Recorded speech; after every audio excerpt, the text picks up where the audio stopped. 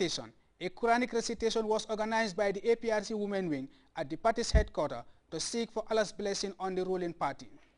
Momores Jalo, GRTS. Still on the APRC Youth Wing, the Youth Wing of the ruling party led by the National Youth Mobilizer Babugay Sonko will hit the road tomorrow Thursday for a nationwide tour. Nominated National Assembly member Honorable Sidin Jai walked into a studio to preview the planned activity. As we are all aware of recent, His Excellency the President of the Republic of the Gambia, National Chairman and Party Leader of the ruling Alliance for Patriotic Reorientation and Constructions, appointed Mr. Babugay Sonko from Kanifi Municipal Council as the National Youth Mobilizer of the APRC and Pamale Sise as his deputy. To that effect, His Excellency also endorsed and approved the proposed nationwide tour by Mr. Gay Sonko and his team, that is the National Youth Coordinating Team. And this team is selected for tomorrow, Thursday, 8 September 2011. It will run through to the 14th of September 2011. And the objective of the tour, among other things, is to enable the National Youth Mobilizer and his team to discuss with APRC youth leaders, youth mobilizers, and familiarize himself also with structures. Among other things also, recently His Excellency has indicated that he is going to provide regional shops to all the regions for young people, and we have seen during the Ramadan what he have done for Babugay Sonko's mobilization team, and Babu's tour will also identify shops in all these regions. He will also visit APRC youth farms across the regions, and our first meeting tomorrow Thursday will be 11 o'clock at Barra. And in that, we want each constituency to send in 30 youth representatives, while the host village. Nominated National Assembly member Honorable Sidin Jai there discussing the tour by the new APRC Youth Mobilizer. 5 local Islamic schools have received gifts of prayer beads and public address systems from the U.S. Embassy in Banjul. Fatou Jassi was at the handing over ceremony, and she now tells us more. 10 bags of big prayer mats, 10 prayer beads, and 5 loudspeakers, among others, were presented to 5 Islamic schools by the American Embassy in Banjul. Cynthia Gregg believes these are basic requirements in performing prayers. Alhaji Usman Jah describes the presentation as a big step in cementing the cooperation between the United States through its embassy in Banjul and the people of the Gambia, particularly the Muslim community. Beneficiaries took turn to commend the embassy for their support, adding that the gesture is certainly a proper way to fostering unity among people of different faiths. These materials are expected to help in a great deal in the way Muslims practice their religion, and with some of the beneficiaries being boarding schools, the impact of the materials will be felt far beyond the confines of the many mosques and schools which benefited from the donation. It is the latest attempt by the United States Embassy in Banjul to strengthen the already good relationship within the United States and the Muslim community of the Gambia. For GRTS News, I am Fatou Jassi. You can also follow that story and other GRTS programs live on our website at www.grts.gm. There you can also monitor GRTS Radio Live. We'll now go for a first break. We'll be back with news from outside the Gambia. Gamsel, yow yaay borom. Gamsel, ñun ñoy borom. Betax ñu ngi leen delloo ñukkal waaw bayti laay Makkatul Mukarrama. Allah. Ci at bu ne dañuy tànn fukki nit jël yóbbu la Makka nga siyaare ji bayti laay Nabil Mustafa.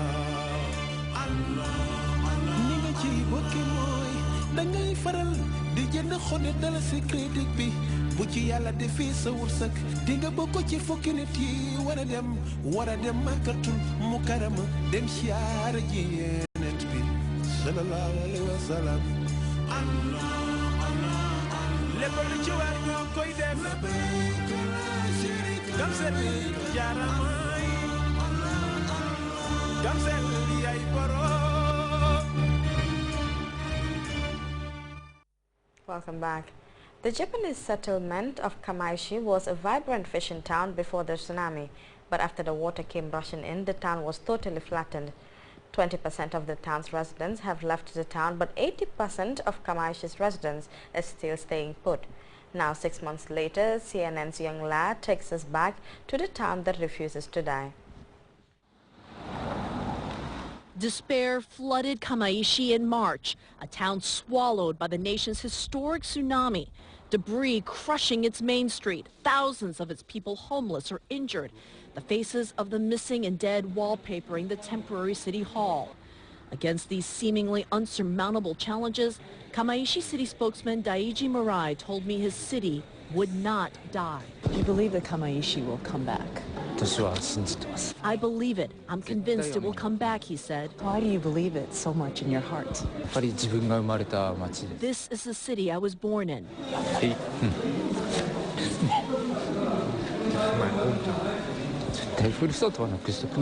I don't want to lose my hometown. I want to see my city come back. Today, Daiji Murai is still working for his hometown and still carries the same determination. 6 months ago, you were determined. You said, this is my hometown. Kamaishi will come back.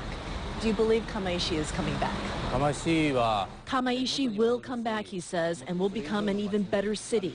That sort of spirit didn't exist before the tsunami. We all have a passion and we're all determined. He adds that only 2,000 residents have left Kamaishi. 37,000 people, about 80% of the residents, refuse to leave.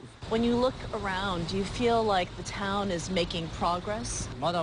There are still many places in ruins, he says, but there are others, like here, where reconstruction has started. Wood boards are in place.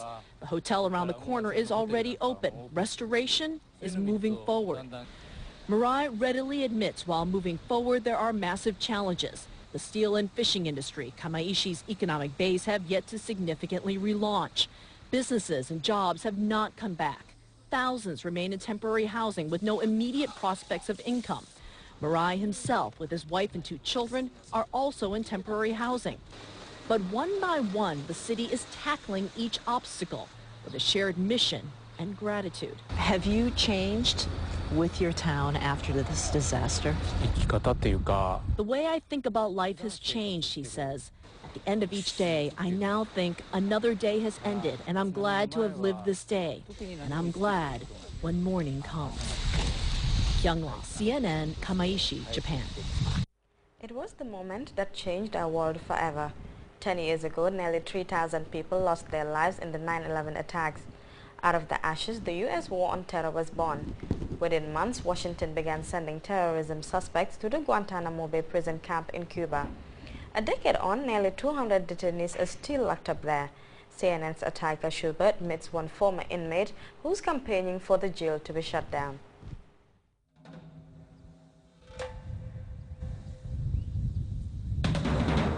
Guantanamo Bay detention camp in Cuba, known as Gitmo by its military abbreviation.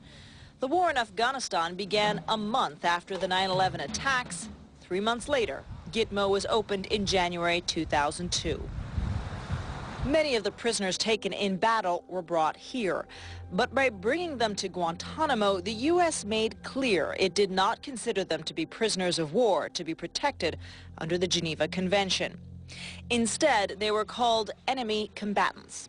Mozambique of Britain was one of them. Captured in Pakistan, he says, for associating with the Taliban. He was handed to U.S. forces in Afghanistan, ultimately transferred to Guantanamo. The shackles. The shackles and the sound of the shackles dragging against a metal floor. That sound is constantly in my head. Beg says he spent the first months in solitary confinement, undergoing endless interrogations. In 2005, he was released without charge. Since then, he has campaigned for Guantanamo to be closed, setting up the advocacy group Cage Prisoners. He has found some surprising allies in some of his former jailers. In 2009, he embarked on a speaking tour with former Guantanamo guards. I witnessed men stuck inside of cells that are approximately 5 feet by 8 feet all day long with nothing to hold on to, no real hope, nothing to even fight against, no charges to deny, no accusations to deny. Supporters of Guantanamo say that evidence gleaned from the interrogation of detainees eventually led to the killing of Osama bin Laden.